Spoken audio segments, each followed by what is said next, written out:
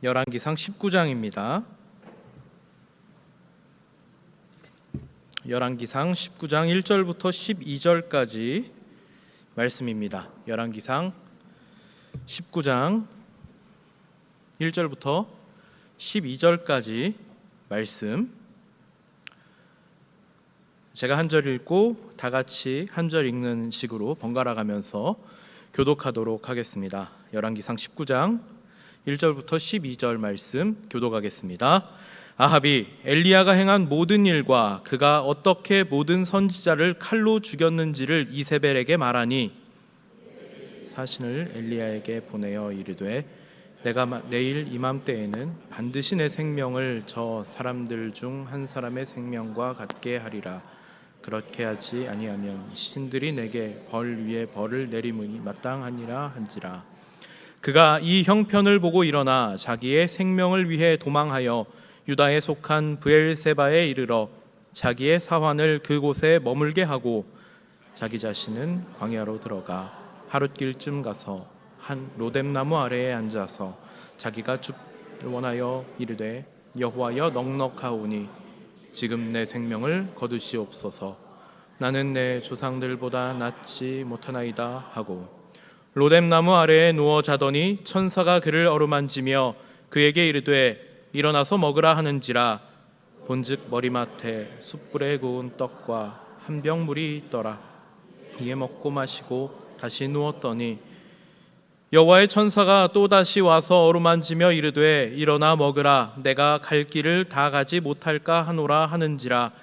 이에 일어나 먹고 마시고 그 음식물의 힘을 의지하여 40주 40야를 가서 하나님의 산 호렙에 이르니라. 엘리야가 그곳 굴에 들어가 거기서 머물더니 여호와의 말씀이 그에게 임하여 이르시되 엘리야야 내가 어찌하여 여기 있느냐. 그가 대답하되 내가 만군의 하나님 여호와께 열심히 유별하오니 이는 이스라엘 자손이 주의 언약을 버리고 주의 제단을 헐며 칼로 주의 선지자들을 죽였음이오며 오직 나만 남았거늘 그들이 내 생명을 찾아 빼앗으려 하나이다. 여호와께서 이르시되 너는 나가서 여호와 앞에서 산에 서라 하시더니 여호와께서 지나가시는데 여호와 앞에 크고 강한 바람이 산을 가르고 바위를 부수나 바람 가운데에 여호와께서 계시지 아니하며 바람 후에 지진이 있으나 지진 가운데에도 여호와께서 계시지 아니하며 또 지진 후에 불이 있으나 불 가운데에도 여호와께서 계시지 아니하시 불 후에 세미한 소리가 있는지라. 아멘. 마음이 마음대로 안 될 때에도 하나님은 함께 계십니다. 아멘.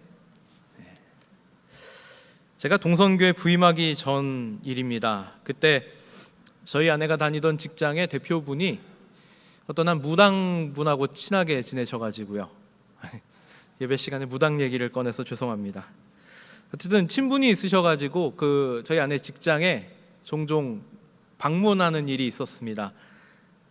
영험한 무당들이 되게 그런데요, 다짜고짜 이야기를 하죠. 그래서 너 남편한테 잘해라 뭐 이런 식으로. 틀린 말은 아닌데 그 정도 말은 저도 할 수 있습니다. 남편한테 잘하십시오. 그죠? 아무튼 뭐 한창 제가 사역지를 옮기기 위해서 이제 고민하고 기도하는 가운데 어느 날 또 이제 저희 아내 직장에 그 무당분이 오신 거예요. 그래서 저희 아내한테 대뜸 그러더라는 겁니다. 너네 남편 곧 이직하겠다. 그래서 제가 이제 집에 와서 그 이야기를 저한테 하길래 열이 확 나더라고요. 그래서 이걸 어떻게 해야 되나. 제가 참 기분이 나쁘니까 그냥 눌러 앉아야 하나 뭐 이런 생각이 좀 들었었습니다. 그 이야기를 듣고 제가 어떻게 했을까요? 동성교회 왔죠. 맞습니다. 갑자기 왜 무당 얘기를 꺼내나. 오늘 제가 설교를 잘 하는 가운데 잘 들으시다 보면 저 이야기를 아까 왜 꺼냈구나 이 생각이 드시는 대목이 있을 겁니다. 오늘 주인공인 엘리야는 그가 기도해서 3년 6개월 동안 비가 그쳤고 또 다시 기도했을 때 비가 내리던 그런 일, 또 바알 선지자 450명과 상대하여서 하늘에 불을 내리고 그리고 또 450대 1 대결 가운데 승리하는 그런 신앙의 용사로 익히 알려져 있습니다. 그런데 또 한편으로는 이 엘리야가 아주 유명한 일화가 있는데 오늘 우리가 읽은 이 본문의 내용이죠. 엘리야가 바알 선지자 450명을 처단하고 나서 또 자기가 말한 대로 3년 6개월 동안 비가 안 왔고 또 이제 다시 비가 내리는 일을 해냈습니다. 이런 능력을 발휘했던 어제의 용사가 오늘 절망 가운데에 빠지게 된 것입니다. 어째서 이런 일이 일어났는가 이런 생각이 드는데요. 그런데 사실 오늘은 왜라는 질문을 던지려고 하는 것은 아닙니다. 어쩌면 엘리야가 앞에서 놀라운 일들을 행할 수 있었던 것이 사실은 오늘의 절망적인 상황을 돋보이기 위한 장치는 아니었을까 그런 생각이 들기도 하거든요. 이건 제 얘기는 아니고요. 제가 전도사 시절부터 참 한 번도 직접 뵌 적은 없는데 굉장히 존경하는 마음으로 설교를 많이 들었던 어떤 한 목사님이 예전에 설교하셨던 내용 가운데 그런 표현을 사용하셨던 기억이 납니다. 엘리야가 놀라운 일들을 발휘하는 것이 오늘 지금 절망 가운데 빠져서 어찌할 바를 모르고 있는 엘리야의 모습을 더욱더 대비되어서 더 크게 보이게 하는 것인데요. 아합을 통해서 엘리야가 했던 그 일들을 이세벨이 전해 들었습니다. 자신이 양성했다라고 거의 봐도 될 정도의 이 바알 선지자들을 다 쓸어버렸고 그가 말할 때 비가 오지 않고 그가 또 기도하니까 비가 오고 놀라운 능력을 발휘했는데 이 이세벨이 엘리야를 두려워하는 것이 아니라 엘리야를 내가 죽이겠다 이렇게 맹세를 합니다. 성경에서 그런 표현을 사용하죠. 신의 이름을 걸고 지금 엘리야를 죽이겠다라고 하거든요. 완전 굳은 결심 결단입니다. 내가 무조건 어떤 일이 있어도 꼭 죽이겠다 이런 일입니다. 그리고 엘리야가 그 이야기를 전해 듣고 나서 보인 반응이 뭐냐면 광야로 도망을 친 거죠. 우리가 기대하는 대로라면 기도의 용사, 놀라운 일을 해낸 엘리야가 그런 협박에 굴복하는 것이 아니라 사실은 450대 1로 싸워서도 이겼으니까 이세벨 한 사람 못 이기겠나 하고 담대하게 궁전으로 쳐들어가서 이세벨의 머리끄댕이를 끌고 내려와가지고 해야 될 것 같은데 그러지 않고 살기 위해서 광야로 도망을 치고 절망 가운데에서 차라리 죽기를 하나님께 구하고 있는 모습입니다. 어쩌면 우리는 신앙이라는 이름으로 현실을 애써 못 본 척하려고 하는 것은 아닌가 그런 생각이 듭니다. 절망하고 좌절하는 것을 불신앙으로 여기고 괴롭고 힘든 상황을 마주하지 않으려고 또는 사실은 지금 내 눈앞에 있는데 마주하지 않은 척 사실 나는 걱정이 없는 척 하고 애써 못 본 척 모르는 척하고 있는 것은 아닐까 이런 생각을 하는데요. 오늘 말씀은 저나 여러분을 향하여서 누구에게나 절망적인 상황은 찾아온다는 것을 말씀하고 있습니다. 그리고 이것으로 우리는 다시 확인할 수 있는 것이죠. 하늘에서 불을 내리고 바알 선지자들과 450대 1로 싸워냈던 이 엘리야도 한 인간이라는 것입니다. 야고보서에 보면 엘리야도 성정이 우리와 같은 사람이다 이런 표현이 있는데요. 그도 역시 연약한 한 인간인 것이죠. 이 자리에 계신 저나 여러분들이나 또 우리 이전에 굳은 신앙으로 우리의 본이 되었던 수많은 신앙 선배들도 연약한 한 인간이고 오늘 주인공으로 등장하는 이 엘리야도 연약한 한 사람이다. 별반 다를 것 없다 하는 것입니다. 우리가 세상을 사는 동안에 참 마음대로 되는 것이 없다 이런 생각을 하게 됩니다. 심지어는 내 마음도 내 마음대로 되지 않더라 라는 것이죠. 오늘날에는 이제 우리 의식이 많이 개선되어서요. 그래도 마음이 어려운 것을 이상하게 여기지는 않는 편입니다. 그래서 제가 이제 성도님들과 대화하다 보면 마음의 어려움을 만났을 때 병원에 가신다거나 하는 일들도 종종 이야기를 듣곤 하는데요. 물론 우리가 어려움을 만났을 때 제일 먼저 해야 할 일은 기도하는 것이 맞죠. 예, 맞습니다. 그런데 때로는 이 마음의 어려움을 해결하기 위해서 전문가를 찾아가는 것도 할 수 있는 선택 중에 하나가 되는 것입니다. 이게 기도를 하지 말라는 것이 아니라 기도하며 할 수 있는 선택이라는 것이죠. 이제는 이것을 이상하게 여기지는 않는 편입니다만 아직도 믿는 사람이 괴롭고 지쳐서 힘들어하는 것을 일부 아주 신앙이 좋으신 분들은 믿음 없음으로 치부하시는 경향도 볼 수 있죠. 그런데 사실은 그렇지 않습니다. 우리 인간은 영적인 존재이기 때문에, 그러니까 우리가 이걸 인정해야 돼요. 우린 영적인 존재다. 그러니까 이 영적인 존재가 영적인 부분에서 영향을 받으면 육신에도 그 영향을 미칠 수 있는 겁니다. 우리가 영적인 존재이기 때문에 그럴 수 있는 거예요. 또 바꿔서 이야기하면 우리의 육신이 연약해지면 우리의 영적인 부분도 연약해질 수 있는 겁니다. 우리가 영적인 존재이기 때문에 그런 거예요. 만약에 우리가 영적인 존재가 아니라면 이 영과 육은 별개의 문제일 것입니다. 그런데 우리는 영적인 존재이기 때문에 우리의 육신은 영과 연결되어 있고 우리의 영은 육신과 연결되어 있어서 어쩌면 우리는 때로는 내가 지쳐서, 때로는 내가 피곤해서, 때로는 내가 힘들어서 영적으로 눌릴 수도 있다는 것이죠. 어떤 경우에는요, 이 영적인 어려움이 너무 심해지면 기도하는 일조차도 할 수 없는 상황이 찾아오기도 합니다. 그럼 이럴 때 우리는 어떻게 반응할 것인가? 사실은요, 엘리야는 지금 하나님께 구하고 있는 것 같지만 바른 태도는 아닌 것처럼 보여집니다. 내가 죽는 것이 차라리 나을 것 같습니다.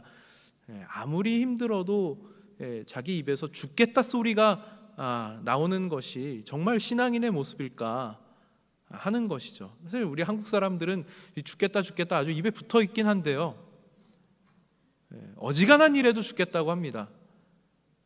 그런데 엘리야는 지금 어지간한 일로 자기가 죽겠다고 하는 것은 아니죠. 굉장히 큰 두려움 가운데 쌓여서 도무지 자신이 어찌할 바를 알 수 없기에 사람이 없는 광야로 도망하여서 그곳에서 한 로뎀 나무에 앉아 하나님, 제가 죽는 것이 나을 것 같습니다. 오죽 괴로우면 이런 말을 하겠나 하는 것입니다. 이렇게 어찌할 바를 모르는 엘리야를 향하여서 하나님은 어떤 반응을 보이시나요? 천사를 보내십니다. 천사는 절망 속의 엘리야를 영적으로 격려하지 않습니다. 아주 놀라운 부분인데요, 천사가 엘리야에게 해준 것은 무엇이죠? 먹을 것과 마실 것을 제공해 줍니다. 먹고 마시라고 하죠.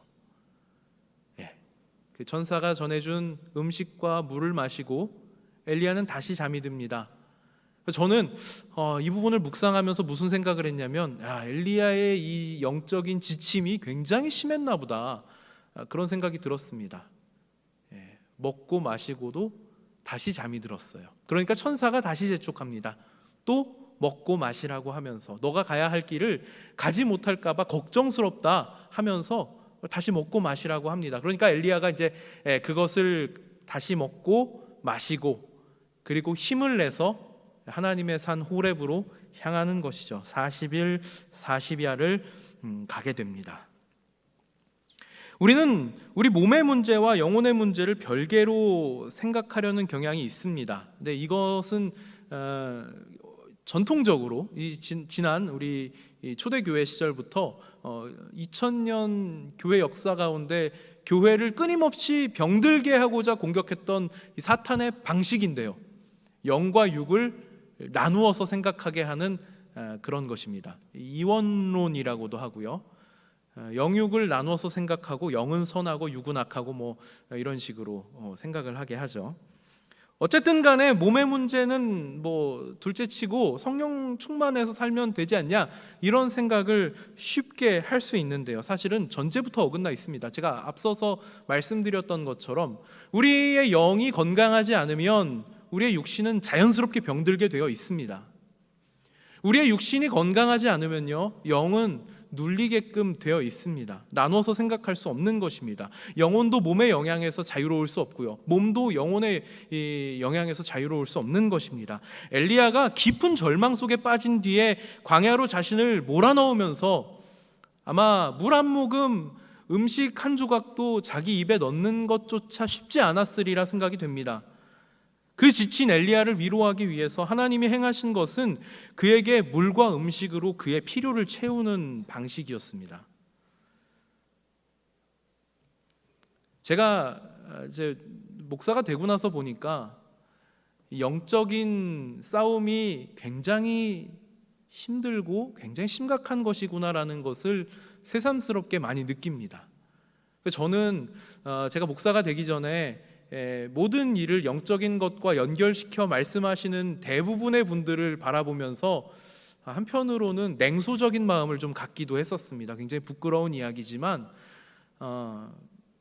어떤 일이 이렇게 어긋나거나 잘 풀리지 않는 것을 보면서 영적인 것에 연관지어 설명하는 분들을 보면 굉장히 냉소적으로 생각하는 그런 경향이 있었습니다.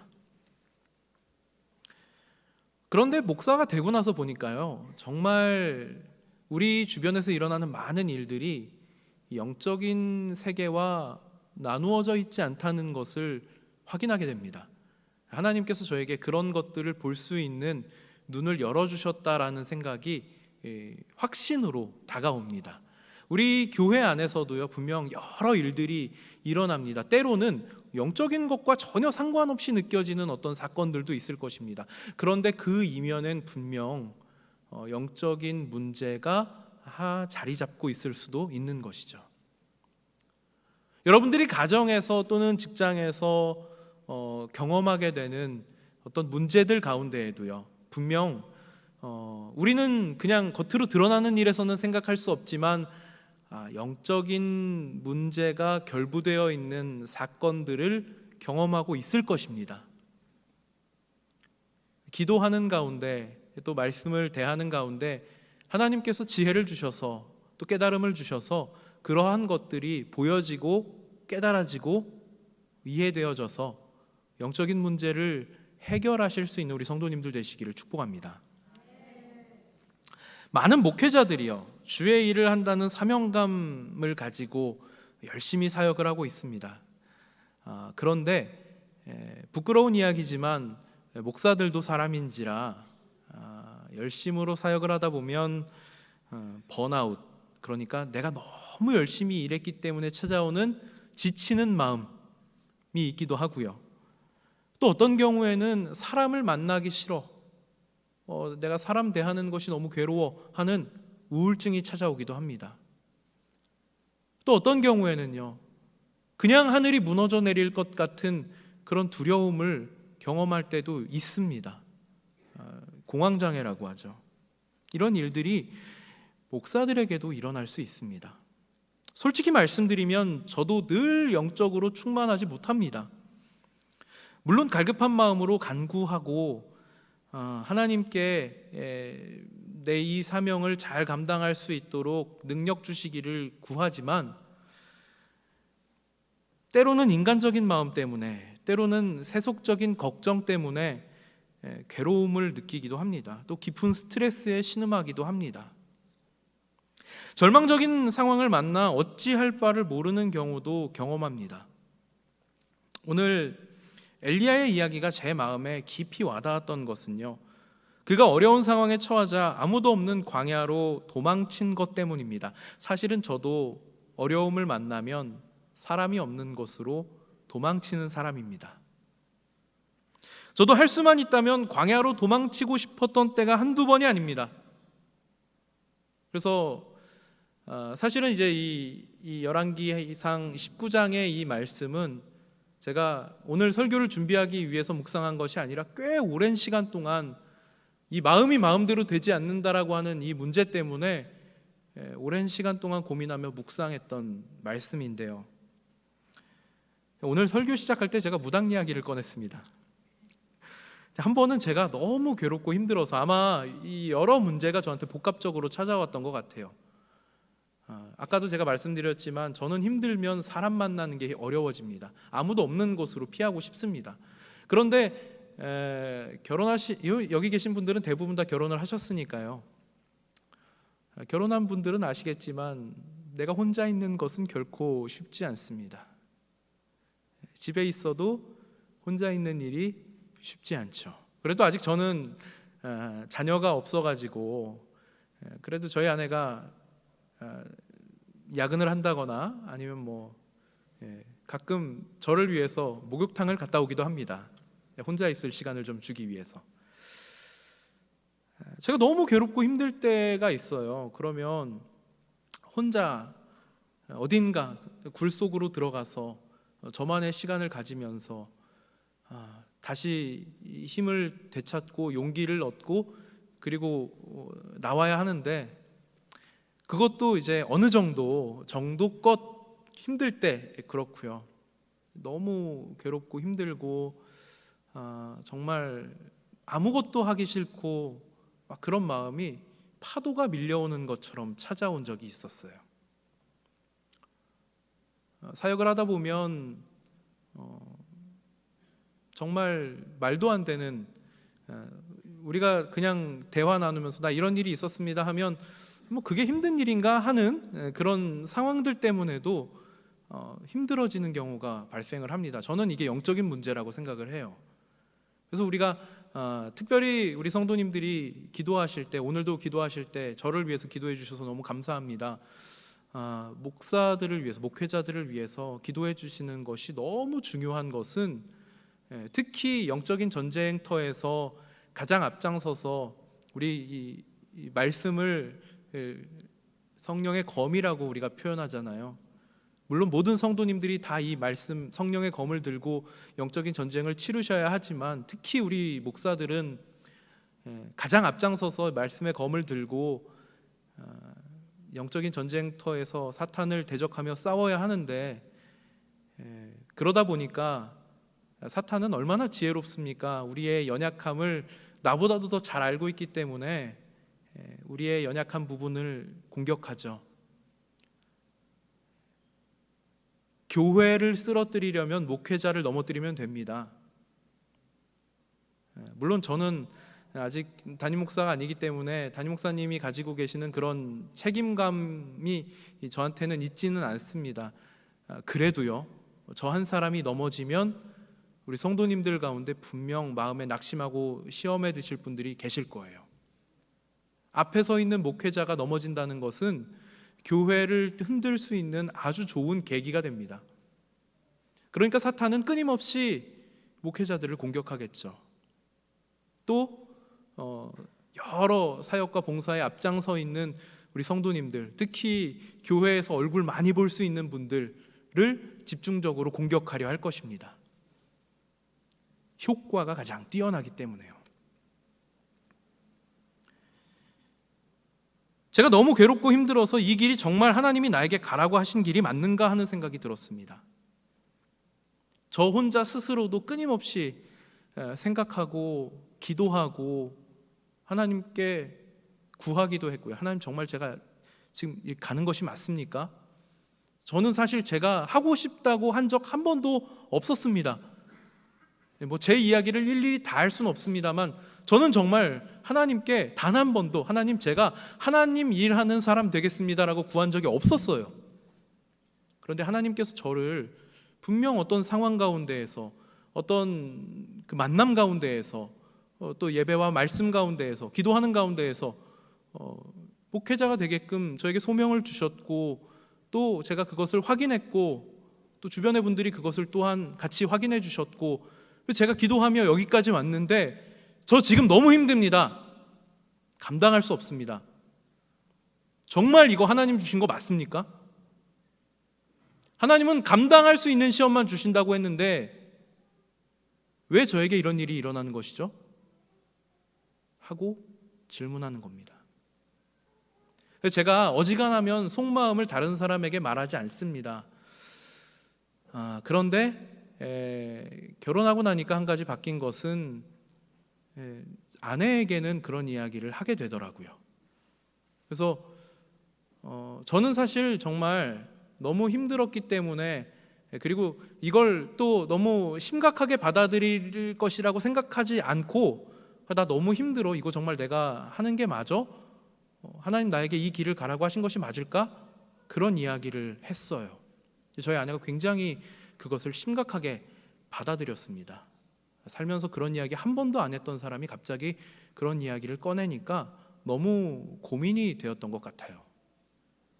그러면서 예전부터 저희 아내가 그런 이야기를 합니다. 저보고 유학을 가고 싶으면 유학을 가라, 자기가 세탁소를 하겠다, 이런 이야기를 하는데요. 이게 지금 유튜브로 송출되고 있죠. 영상이 남을 겁니다, 아마. 그런 이야기도 저에게 용기가 될 수 있을 텐데요. 근데 그땐 좀 그렇지 않았습니다. 그러니까 그때도 그런 비슷한 류의 이야기들을 막 저한테 해줬어요. 도무지 이 문제는 근데 해결되지가 않는 거죠. 조금 있다가 저희 아내가 갑자기 그러는 겁니다, 저한테.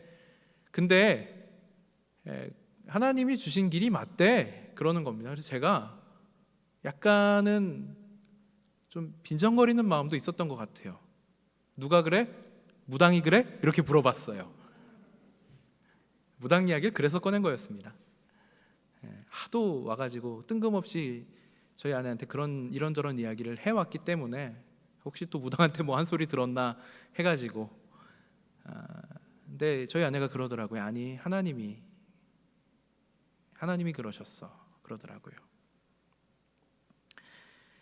기진맥진한 엘리야가 호렙산에 도착해서, 또 호렙산에 도착해서도 굴 속으로 들어가서 머물고 있습니다. 하나님께서 그런 엘리야를 그냥 내버려 두지 않으세요. 엘리야야, 너 왜 거기 있는 거니? 너 지금 왜 굴 속으로 들어가 있는 거야? 너 왜 낙심하고 있는 거야? 하나님께서 질문하셨습니다. 엘리야는 자기 감정을 솔직하게 하나님께 털어놓습니다. 하나님, 제가 하나님을 향한 열심이 굉장히 뜨겁습니다. 그런데 이 이스라엘 백성은 하나님을 멀리하고 하나님의 언약을 깨고 제단을 헐고 하나님의 예언자들을 죽였습니다. 이제 나만 혼자 남았습니다. 나만 혼자 남았는데 나도 죽이려고 합니다. 저는 이 대목이 19장의 하이라이트라고 생각합니다. 엘리야는 나가서 하나님 앞에서 산에 서라라는 말씀을 듣습니다. 하나님께서 임재하시는 것을 경험하죠. 그런데 크고 강한 바람이 불어서 바위가 깨지는 것을 봅니다. 지진이 있고 불이 막 일어납니다. 우리가 생각할 땐 이것이 하나님의 임재인 것처럼 느껴지는데요, 성경은 그 안에 하나님이 계시다고 말씀하지 않습니다. 하나님은 이 모든 것을 보여주신 후에 세미한 소리 가운데 엘리야에게 말씀하십니다. 엘리야는 누구도 도와주지 않는 상황 속에서 지치고 낙심했습니다. 그가 기도하는 것으로 비를 그치게 하고, 또 기도하는 것으로 비를 내리게 하고, 하늘에 불을 내리고 450대 1의 싸움을 이겨내고, 이런 놀라운 일들을 해내는 동안에도 그는 혼자였습니다. 늘 혼자였는데 그때는 두려움이 없었습니다. 그리고 지금은 자신이 혼자인 것이 두려운 것이죠. 지치고 낙심하고 두려움 가운데 있는 이 엘리야를 향하여 하나님은 세밀한 음성으로 말씀하십니다. 그리고 이제 엘리야는 다시 하나님의 음성을 듣고 하나님의 도우심 가운데에서 하나님의 부르심에 순종하며 다시 길을 떠나가는 것입니다. 그가 신앙을 잃은 이스라엘의 현실 속에서 하나님의 영광을 드러나는 선지자의 사명을 감당할 수 있었던 것은 자기가 기도하는 것으로 비를 내리게 하고 그치게 하는 것 때문이 아니고요. 하늘에 불을 내린 것 때문이 아니고요. 450대 1의 싸움을 이겼기 때문이 아니고요. 하나님께서 함께 하셨기 때문입니다. 세밀한 음성으로 엘리야를 격려하시고 사명을 내려주시는 하나님의 섬세한 돌보심이 엘리야를 위대한 신앙의 용사로 만드신 것입니다. 우리는 이 안에서 두 가지를 확인할 수 있습니다. 하나는요, 엘리야의 지친 육신을 위로하기 위해서 하나님은 음식과 물을 주셨다는 것이고요. 그리고 또 하나는요, 눌리고 막혀있는 엘리야의 영적인 문제를 해결하기 위해서 세밀한 음성 가운데에서 그에게 다시금 사명을 확인하게 하셨다는 것입니다. 여러분, 마음을 마음대로 할 수 없을 때 우리가 할 수 있는 것이 무엇입니까? 우리가 할 수 있는 것은 아무것도 없습니다. 우리가 할 수 있는 것이 있다면 하나님의 도우심을 간구하는 것뿐입니다. 어쩌면 우리의 이 피곤한 손과 연약한 무릎을 우리 스스로 일으켜 세우려고 노력하고 있는 것은 아닌지 돌아봐야 합니다. 하나님은 우리를 향하여 굳세어라, 두려워하지 말아라 말씀하십니다. 그러나 그것을 우리 능력으로 하라고 요구하지 않으십니다. 우리를 돌보시는 하나님은 줄인 자를 먹이시고 가란 자를 해결해 주시고 헐벗은 자를 입히시는 하나님이십니다. 억눌린 자를 위하여서 정의로 심판하시고 의인을 사랑하시는 하나님이십니다. 우리가 나의 연약함과 형제 자매의 연약함을 위해서 기도한다면 하나님은 분명 우리를 위로하시고 격려하실 것입니다. 그런데 이 격려는 바위를 쪼개는 바람과 같이 찾아오지 않습니다. 지진과 같이 찾아오지도 않습니다. 불과 같이 찾아오지도 않습니다. 우리의 마음을 만지시는 세밀한 소리 가운데 찾아오셔서 우리에게 말씀하시는 것입니다. 지치셨습니까? 외로우십니까? 남들에게 말 못할 괴로움 때문에 힘들어하고 계십니까? 하나님의 세밀한 음성에 귀를 기울이고 그분의 격려를 들으시기 바랍니다. 하나님은 너 지금 왜 여기에 있니?